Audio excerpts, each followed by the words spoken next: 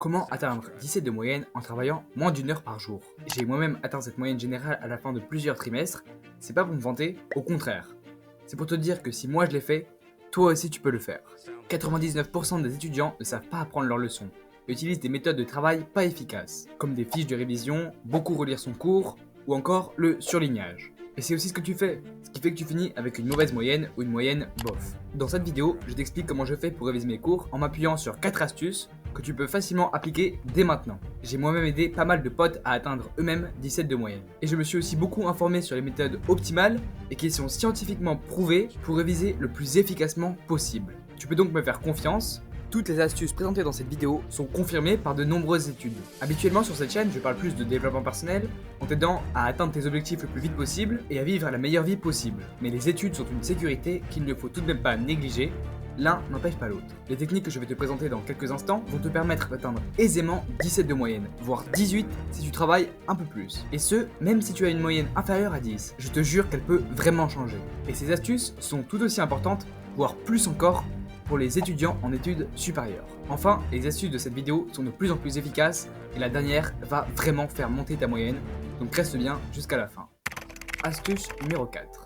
Il est important lors des révisions d'avoir assez de temps pour les réviser, les apprendre efficacement et se préparer pour les DS. Mais comme moi, tu as peut-être un emploi du temps assez chargé et tu trouves donc difficilement du temps pour les cours. Bien sûr, le plus important c'est pas d'avoir beaucoup de temps, mais de travailler efficacement avec les bonnes méthodes. Mais il faut quand même avoir un minimum de temps, environ 30 minutes, 1 heure, voire plusieurs heures lors de périodes de révision pour les examens. Et je te dis que travailler moins d'une heure est suffisant et je pense vraiment que c'est le cas dans les périodes normales de cours. Mais en général, il y a des périodes d'examen qui nécessitent plus de travail. Donc maintenant, pour trouver tout ce temps, le plus simple est d'être bien organisé. Et pour être bien organisé, tu dois faire un emploi du temps papier ou sur Google Calendar. Et c'est ça que l'on va faire immédiatement. Donc la première chose à faire, c'est d'enlever tout le temps qui est dit incompressible. C'est-à-dire 8-9 heures de sommeil par jour, les heures de cours et l'hygiène, comme manger, aller aux toilettes, se doucher, etc. Ensuite, tu enlèves toutes les activités extrascolaires, comme par exemple un sport ou de l'art. Maintenant, il te reste normalement quelques heures par jour, et tu vas donc rajouter 1 à 2 heures de travail pour les cours, pour prévoir large. Et enfin, il te reste le temps personnel à caser, par exemple si tu veux travailler sur un objectif ou sur un business. J'espère que tu as bien fait ton planning, c'est vraiment la base d'être bien organisé pour avoir bien le temps de faire tout ce que tu as envie de faire. Astuce numéro 3.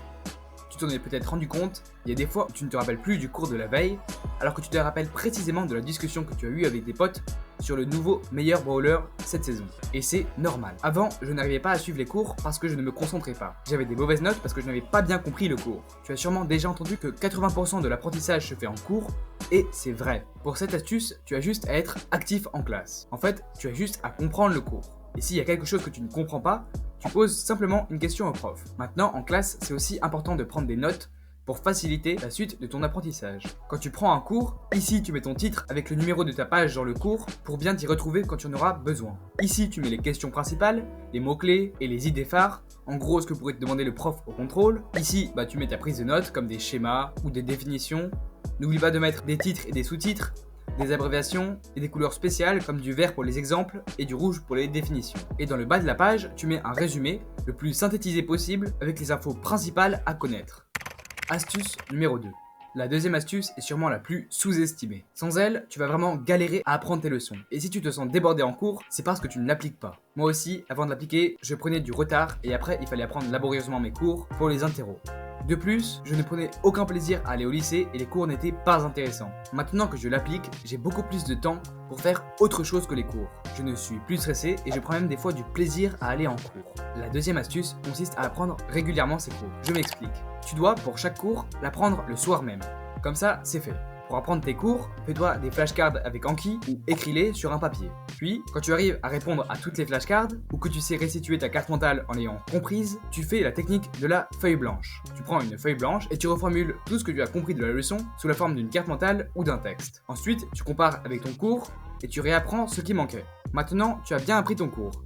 Mais le plus important avec les cours, c'est de les mémoriser pour l'interro et pour les années suivantes. Et j'ai un système qui va te permettre de mémoriser n'importe quel cours indéfiniment. C'est la répétition espacée. C'est très simple. Ton cerveau connaît normalement le cours à 100% le jour où tu l'apprends. Mais très vite, il va l'oublier.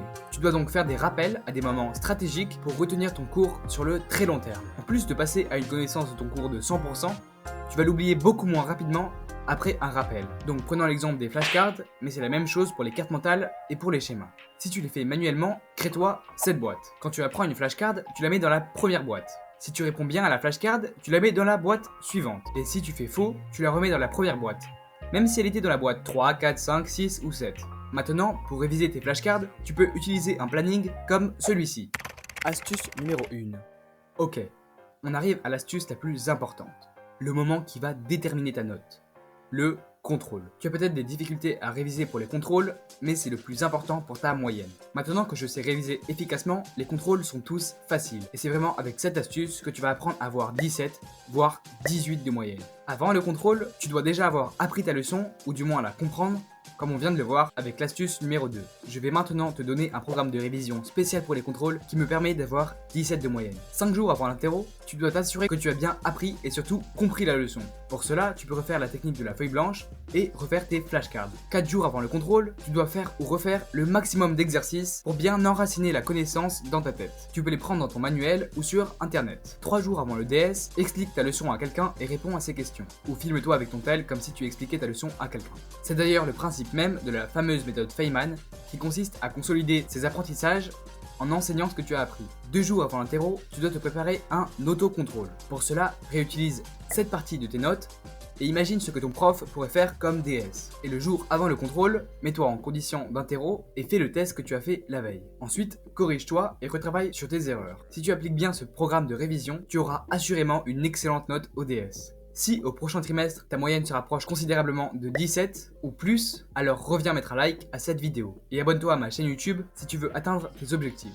D'ailleurs, tu peux complètement changer ta vie en seulement un mois. Mais pour cela, tu dois avoir une méthode prouvée et expérimentée. Donc va voir ma dernière vidéo dans laquelle je te donne gratuitement ma méthode en 4 étapes pour changer ta vie en un mois. Sur ce, c'était Parouze. Ciao ciao.